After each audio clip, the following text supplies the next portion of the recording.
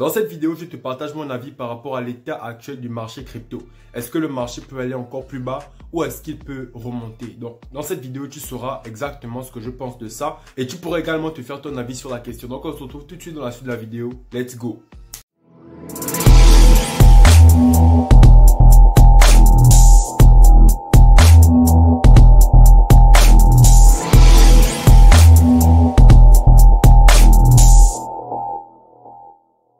Bonjour à tous et bienvenue sur Crypto Afrique Future. Cette chaîne YouTube, on parle de crypto-monnaie en Afrique et on explique à toute la communauté comment les crypto-monnaies fonctionnent de façon simple et pratique. Donc si la thématique t'intéresse, n'hésite pas à t'abonner à la chaîne et surtout active la cloche de notification pour être informé de toutes les prochaines vidéos qui paraîtront sur cette chaîne.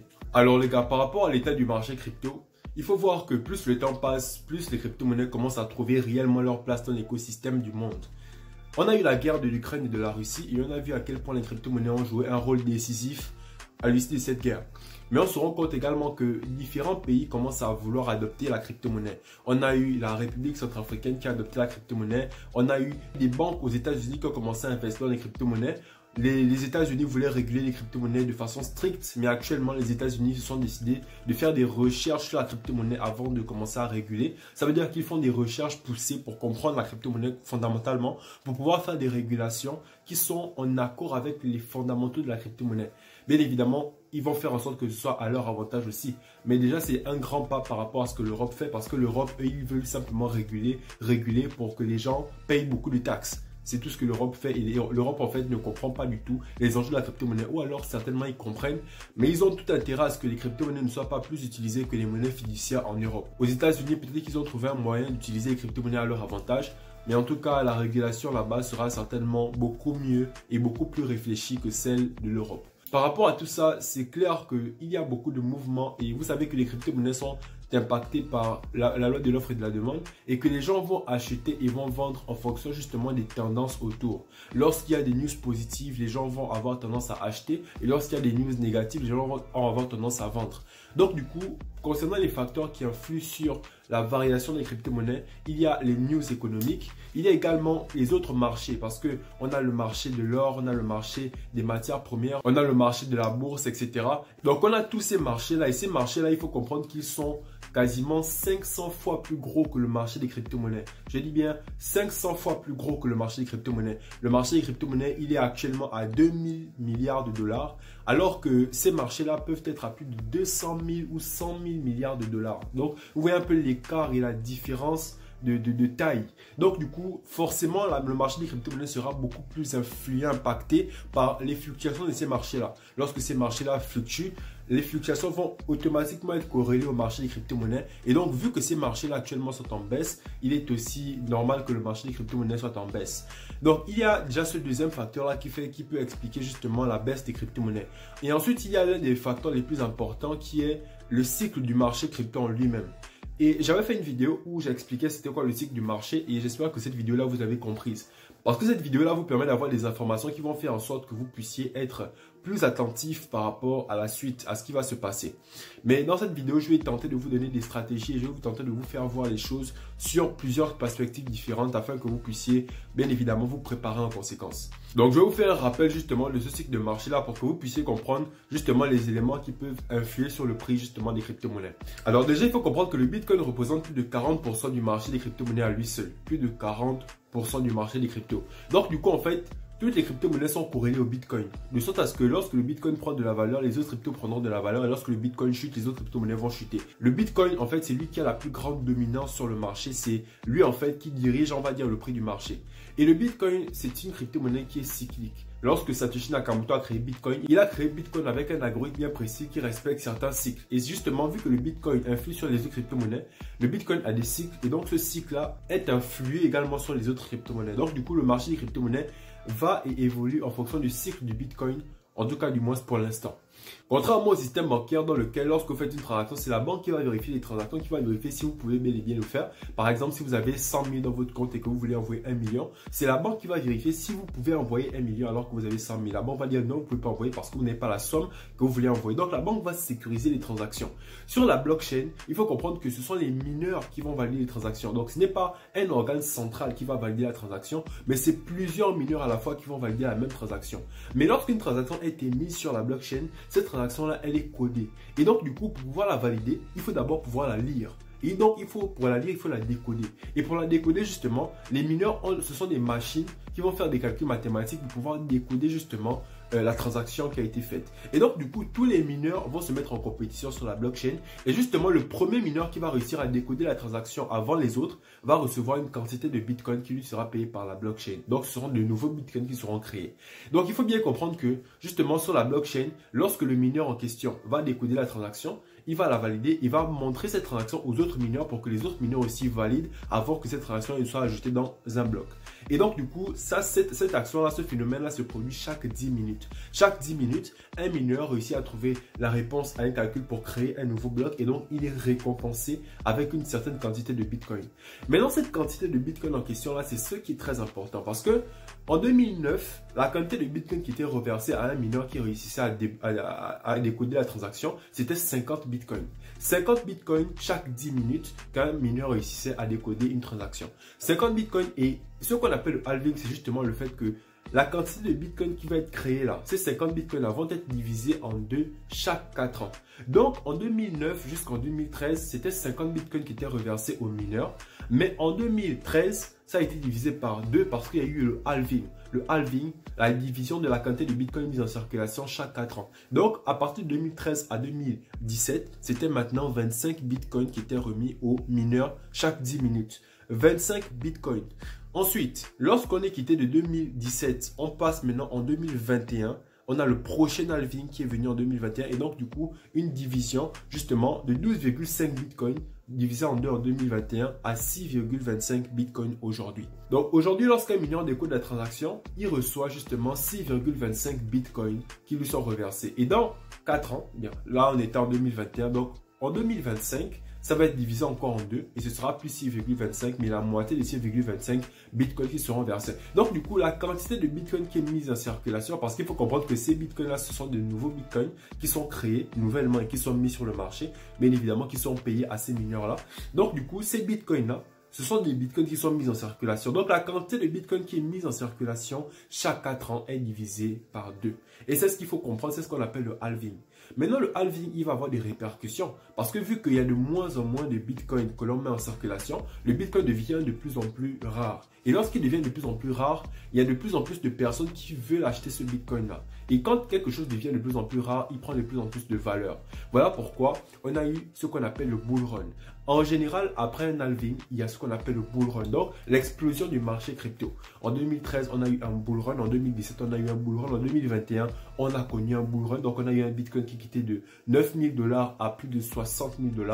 On a une explosion. Et après chaque bull run, bien évidemment, il y a ce qu'on appelle un bear market. Le bear market, c'est la chute des crypto-monnaies justement à un point raisonnable. Parce que justement, il faut comprendre qu'en bull run, c'est une euphorie. Ça veut dire que lorsque vous investissez, c'est parce que vous avez entendu que beaucoup de personnes gagnent de l'argent. Donc du coup, les gens vont investir. Mais c'est ce qu'on appelle une petite bulle. Je ne veux pas dire une bulle parce qu'une bulle, c'est un peu comme genre quelque chose qui n'a pas vraiment de valeur. Mais la crypto-monnaie a de la valeur. Donc je vais dire une petite bulle dans la mesure où le prix explose, mais après les crypto-monnaies deviennent surcotées. Parce que les gens investissent, mais sans vraiment comprendre les fondamentaux derrière. Ils investissent juste, mais à un moment donné, la crypto, le marché va chuter. Parce qu'il faut comprendre que le marché, c'est un peu comme vous respirez.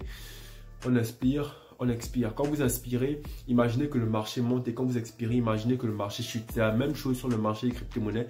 Même lorsque vous êtes sur de plus petites unités de temps, même lorsque vous regardez le marché bouger en 1 minute ou bien en 1 semaine ou en un mois, vous verrez qu'il fait toujours, il monte, il descend, il monte, il descend. C'est parce que le marché respire. Donc lorsqu'on a un bull run comme ça, intempestivement, on aura un bear market et donc une chute des marchés crypto. Donc, lorsque vous comprenez ça, vous comprenez bien qu'actuellement, il y a de fortes choses qu'on soit en bear market. Parce qu'on a eu un bull run en 2021, on a eu une explosion des crypto-monnaies. Et là, on est en train de connaître certainement un bear market. Et donc, le marché des crypto-monnaies est en train de chuter. On a déjà eu une chute, je crois bien, sur le Bitcoin de quasiment 50%. et sur les altcoins de quasiment 60, 70%, 80%. Donc le marché des crypto-monnaies, il est comme ça, c'est comme ça qu'il fonctionne.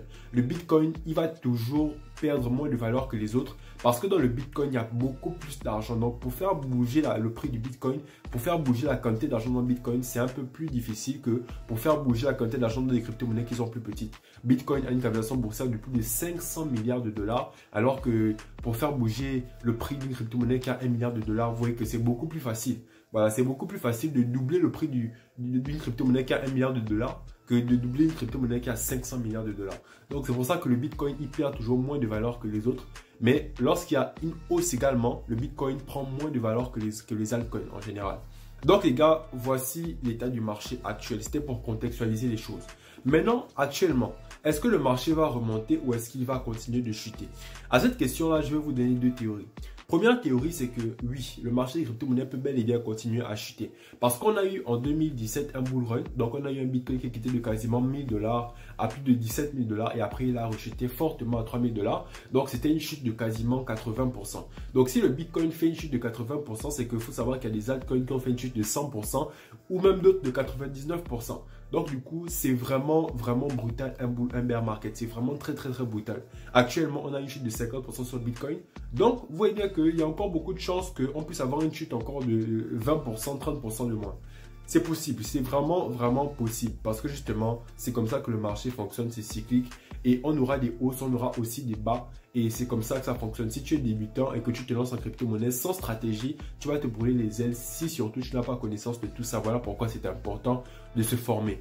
Avant de continuer, si tu kiffes la vidéo jusqu'à présent, abonne-toi à la chaîne et active la cloche de notification pour ne pas rater les prochaines vidéos. Donc oui, c'est possible que le Bitcoin chute encore parce que le bear market peut-être qu'il n'est pas fini. Le bear market en général, ça dure 1 à 2 ans en général. C'est ce qu'on a vécu dans le passé, donc je me réfère au passé pour vous donner cette analyse-là.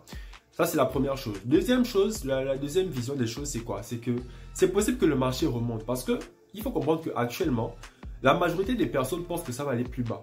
Pourquoi? Parce que dans le passé, c'est ce qui s'est passé. Dans le passé, les chutes ont toujours été aussi violentes. Mais le marché des crypto-monnaies en général, les marchés financiers en général, ils vont toujours dans le sens inverse de ce que la majorité pense. C'est ce qu'il faut bien retenir. Comprenez bien. Les marchés financiers en général vont dans le sens inverse de ce que la majorité pense. Donc, vu que la majorité des gens pensent que le marché des crypto-monnaies va chuter, il y a beaucoup de personnes qui certainement sont allées mettre des ordres à la vente. Donc, ça veut dire qu'ils ont parié sur la baisse des crypto-monnaies. Donc, ils ont investi. Et lorsque la crypto-monnaie chute, ils sont censés gagner de l'argent.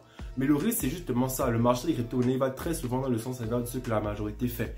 Donc, le marché en général, lorsque c'est comme ça, c'est là qu'il va monter, il va prendre de la valeur et il va liquider toutes les personnes qui avaient pris des ordres à la vente.